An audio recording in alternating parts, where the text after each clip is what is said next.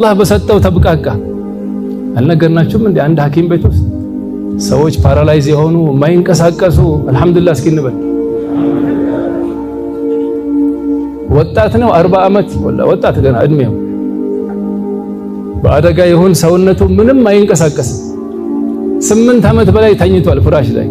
ሐኪም ቤት ዚያራ ሄደን አሉ ምን ትፈልጋላችሁ እየጠየቅናቸው አንዱ አፊያ ይላል፣ አንዱ እንዴ። እሱ ጋር ስንደርስ አሉ ምን ትፈልጋለህ ስንለው ትመኛለህ።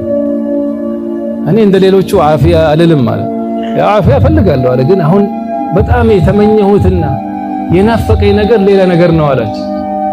ምንድነው ሲሉት ሰሉ ዐለ ነብይ አን አስጁደ ሊላሂ ሰጅዳ የናፈቀኝ አለ በግንባሬ ለአላህ ተደፍቼ ስጁድ ማድረግን የናፈቀኝ አለ።